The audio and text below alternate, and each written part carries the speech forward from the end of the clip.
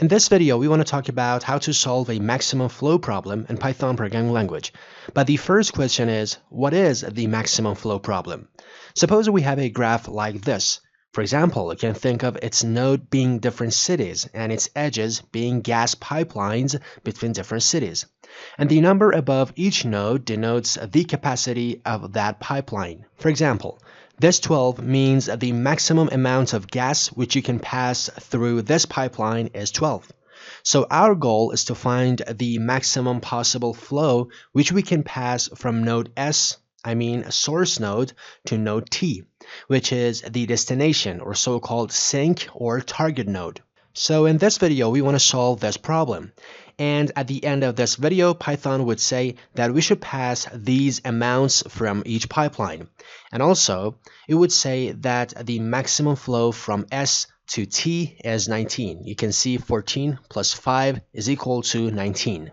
So the first step is to define this network. So in order to do so, I simply type import NetworkX as NX. So that's it. We have imported the module. And then we need to define our graph. So in order to do so, I simply type nx.di directed graph. So we want to create a directed graph.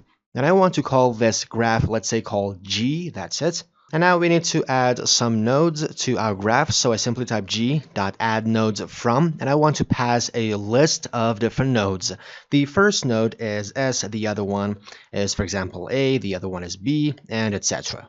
So after adding these nodes, let's add some edges. So in order to do so, I simply type g.addEdgesFrom, and I want to pass a list of different edges. So you can see I open a square bracket and then I should close the square bracket because this is a list, and I want to pass a list of different edges. So this is our list, and for more readability, I want to press enter, and I want to define different edges between these two square brackets. But remember that you can put all this stuff in one line, but it is not readable. So for readability purpose, I press enter, and I want to define different edges between these two square brackets. So for example, the first edge is from S to A, and you can see the edge from S to A has a capacity of 12. So in order to add this capacity, we should define a dictionary. So you can see this is a dictionary, and inside this dictionary, we should define a key. So the key is capacity, and the corresponding value is the capacity, the value of the capacity of this edge, which is 12. That's it. So this is the first edge. And also remember that if you want to solve the maximum flow problem, you shouldn't use any other words. You should exactly use this capacity word. Even you shouldn't capitalize the first letter. So remember to choose this attribute, and remember to choose this name in order to define the capacity of different edges. So now let's define the second edge. So let's copy this, and we want to paste it here. So in order to define the second edge, for example, between S and B, for example, and you can see the corresponding capacity is 8. And also let's add some spaces in order to align these in order to make it more readable. And we can define other edges as well. So that's it. You can see we have added our edges. So now in order to calculate the maximum flow problem of this graph from S to T, I should simply type nx.maximumFlow, and you can see the name of our graph is G, the source is node S, and the destination, the target, is node T. That's it. And you can see that we should define a flow function, which means what algorithm we want to use for the maximum flow problem. So in order to define an algorithms, I can simply type from NetworkX.algorithms. You can see that this NetworkX module has different sections, and one of those sections is called algorithms. And from this, I want to use the flow sub section, and from this I want to import the shortest augmenting path algorithm for the flow function. So I want to use this. That's it.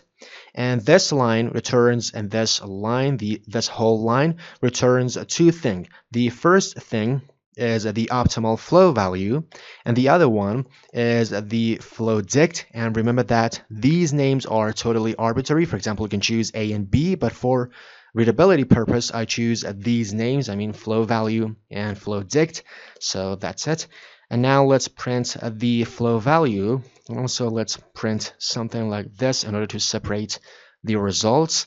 And I want to print the flow dict as well. So if I run a code, you can see the flow value is 19, and this is the flow dict, which I'm going to explain it. So now let's explain the result. As you can see, it says from S to A, we should pass 9 elements. So that's it. From S to B, we should pass 5 elements. From S to C, we should pass 5 elements. From A to B, we shouldn't pass anything. From A to C, we should pass 9 elements. And from B to T, we should pass 5 elements. That's it. And from C to B, we are not going to pass anything. And from C to T, we should pass 14 elements. And that's it.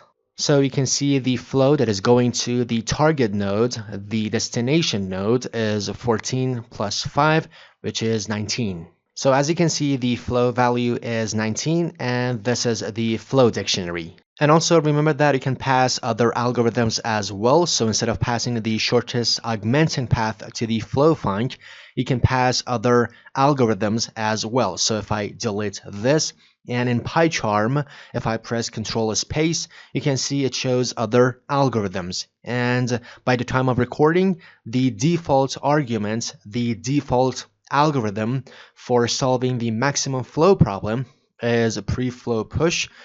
By saying the default argument, I mean if you delete this and also if you delete this argument, then by default it is going to solve the maximum flow problem using the pre-flow push algorithm. So if I run a code, we can see here's the result. Now I really suggest you to watch this video, which is on the screen now.